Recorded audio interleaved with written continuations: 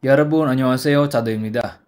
Noong last lesson ay pinag-aralan natin ang Korean alphabet or Hangul. Ngayon naman ay pag-aaralan natin kung paano bumuo ng Korean syllables at magsulat ng Korean characters.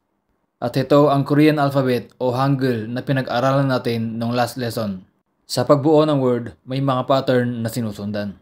Medyo nakakalito ang pagsulat ng Korean word, unlike sa English or Tagalog na dire-diretso lang. In Korean, per syllable ang pagsulat at may sinusunod na rule. At sa pagsulat naman ng mga letters, ang standard rule ng pagsulat ay from left to right, from top to bottom. O kaya naman ay top to bottom, left to right. Halimbawa, si Kyok or consonant G at vowel na A. Pero kung mas komportable kayo sa pagsulat nyo at hindi sinunod ang standard rule ng pagsulat, okay lang yon as long as nasusulat nyo ng maayos. Okay, bago tayo bumuo ng word, gagawa muna tayo ng tatlong group sa mga vowels. Kung napapansin nyo, may mga vowels na patayo o vertical vowel. May mga vowels ding pahiga o horizontal vowel. At meron ding mga combined vowels o pinagsama na patayo at pahigang vowels. Ito ang mga vowel na patayo o vertical vowel. A, ya, o, yo, e, ye, ye, i. Ang sabi sa rule, these vowels need to be placed at the right side of the consonants. Ang mga vowels daw na to ay palaging nasa kanang bahagi ng mga consonants. Halimbawa, gamitin natin ang consonant na N plus A equals na. Ganito ang pagsulat nila. Si A ay nasa kanang bahagi ni niyun or consonant N. So ngayon, heto naman ang mga pahiga o horizontal vowel. O, yo, u, yu, e. Ang sabi dito sa rule, these vowels need to be placed under the consonants. Ang mga vowels na to ay dapat palaging nasa ilalim ng mga consonants. Halimbawa, gamitin natin ang consonant K plus O equals ko. Nasa ilalim ni consonant K si vowel O. And the last group, combined vowels. Ito yung mga pinagsamang vowels na pahiga at patayo. Ang sabi sa rule, these vowels need to be placed both under and to the right side of the consonants. Ang mga vowels daw na to ay palaging nasa ilalim at nasa kanang bahagi ng mga consonant. Halimbawa, si silent consonant plus we equals we. We pa din ang pagbigkas dahil si silent consonant ay walang sound value. Kumbaga, panakip butas lang siya. So ngayon, ito ang mga pattern na pag-aaralan natin. C stands for consonant and V stands for vowel. Palaging magpartner si consonant at vowel. Una ay C plus V. Magkatabi sila. Pangalawa, C plus V. Pero ito, pababa naman.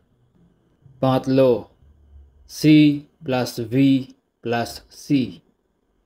Magkatabi ang consonant at vowel at nasa ibaba naman ang isang consonant. Pang-apat, C plus V plus C. Ang pattern na to ay pababa. Panglima, C plus V1 and V2. Ito yung mga combined vowels. Pang-anim, C plus V1 and V2 plus C.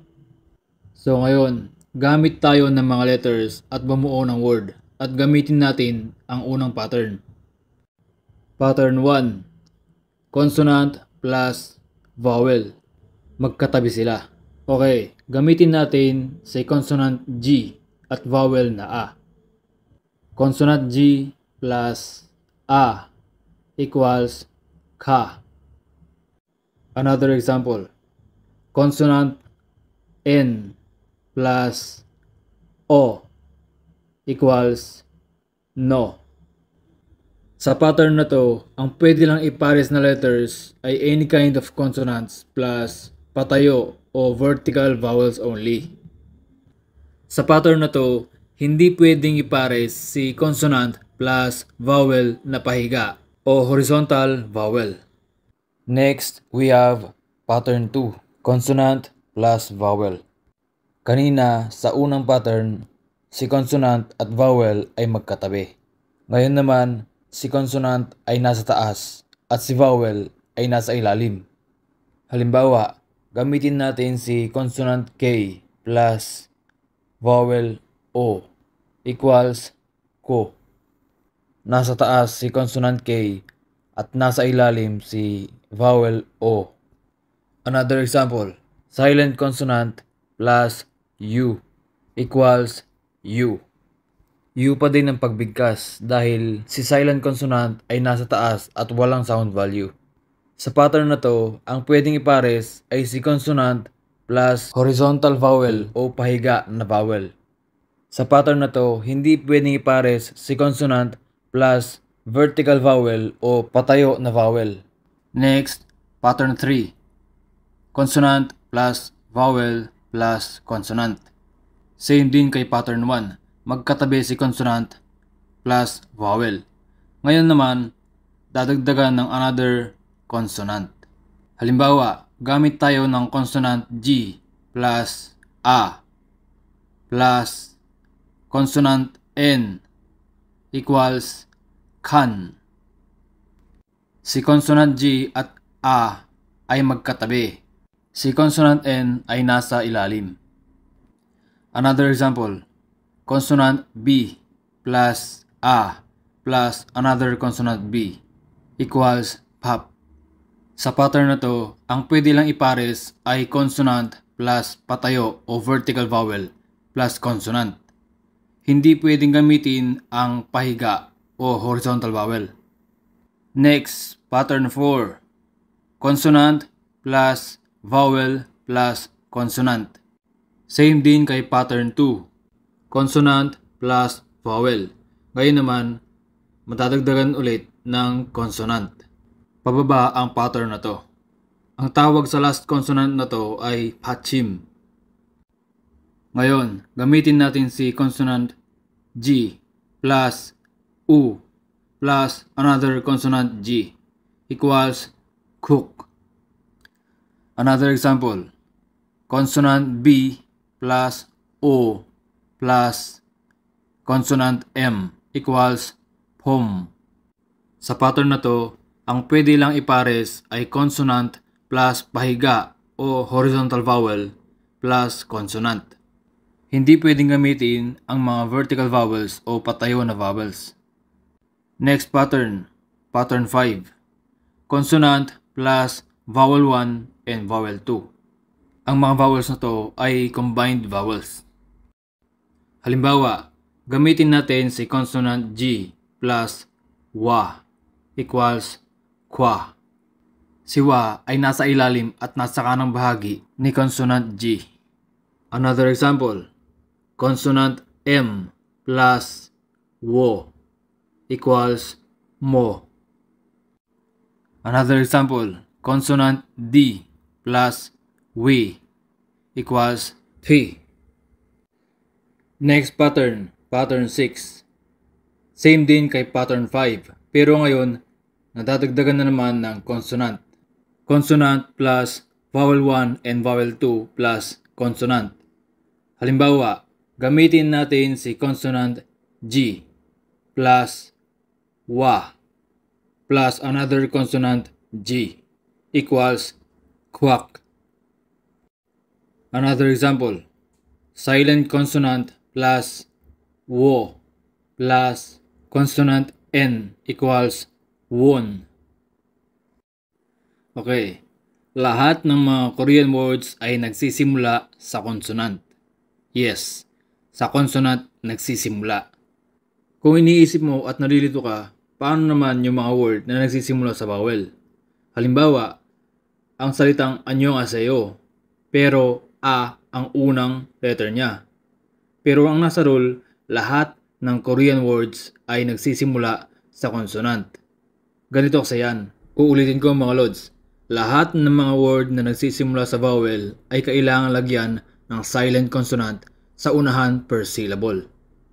Ang ing o silent consonant ay considered as consonant. Yun nga lang, wala siyang sound value. Pero kapag nasa ilalim na siya, ang sound value niya ay NG. Halimbawa, isulat natin ang salitang Anyong Haseyo.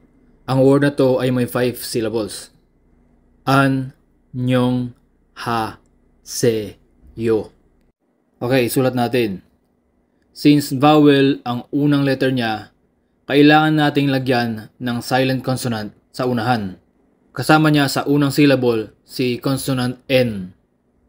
Second syllable si consonant N or Nien plus vowel Yo plus consonant NG. Ito yung sinasabi ko na kapag nasa ilalim na siya, may sound value siya which is NG. Next syllable, consonant H plus A. Nakatayo si A at nasa kanang bahagi ni H. Take note, ang letter na to ay H. Hindi ito silent consonant. Yung mga ibang nag-self-study, nalilito sila sa letter na to. Akala nila silent consonant ito. Next, pang-apat na syllable. Consonant S plus vowel E. Nakatayo si E at nasa kanang bahagi ni S. And the last syllable, Yo. Since vowel ang nasa syllable na to, kailangan nating lagyan ng silent consonant sa taas. Since pahiga si vowel Yo, nasa ilalim siya ni silent consonant. So ngayon, bago tayo magtapos sa lesson na to, may challenge ako sa inyo mga lods. Comment down below kung nababasa mo na ang mga words na to. Maraming salamat sa panonood mga lods. See you next lesson.